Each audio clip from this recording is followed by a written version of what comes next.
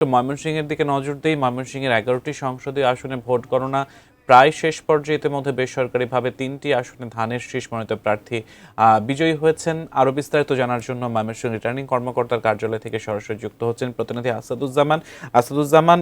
যে 3টি আসনে বিএনপির প্রার্থী বিজয়ী হয়েছেন, এর বাইরে যে অন্যান্য আসনগুলো আছে সেখানে ভোটের ব্যবধান কতটা, কারা এগিয়ে আছেন, জানাবেন বিস্তারিত।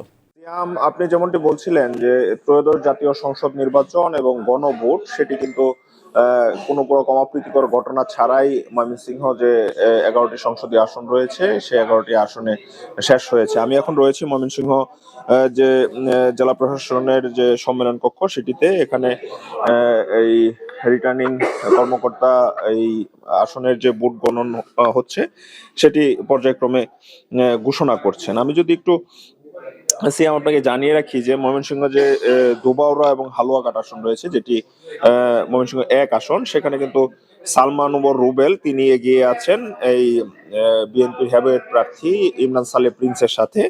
আমি ভরসা রাখি হিরন স্মার্ট ওয়াটার পিউরিফায়ারে।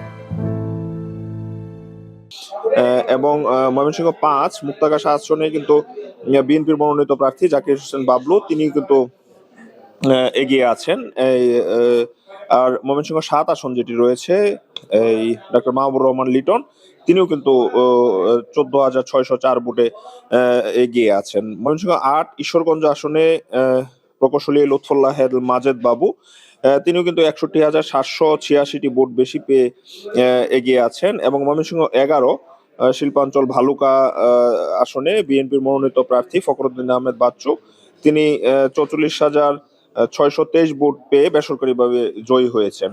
আমরা জেলা রিটার্নিং কর্মকর্তার কার্যালয় থেকে সর্বশেষ তথ্য এই আমরা পেয়েছি। আর অন্যান্য যে আসনগুলো সেগুলোর একটু যদি মোটা দাগে বলতে যাই যে ময়মনসিংহ যে গফরগাঁও আসন রয়েছে সেখানে বিএনপির প্রার্থী এগিয়ে রয়েছেন। এবং ময়মনসিংহ যে 9 আসন রয়েছে নান্দাইল, সেখানে কিন্তু যে ইসমাইল চৌধুরী বাংলাদেশ জাতীয়তাবাদী দল তিনিও কিন্তু এগিয়ে আছেন। সব মিলিয়ে কোন রকম অপ্রীতিকর ঘটনা ছাড়াই কিন্তু ময়মনসিংহ এই যে 11টি সংসদীয় আসন, এই সংসদীয় আসনের ভোট শেষ হলো এবং গণভোটের এক খবর আমরা এখনো পাইনি, সেগুলো পেলে পরবর্তীতে আমরা জানাবো। সিয়াম, ময়মনসিংহ থেকে এই ছিল আমার কাছে।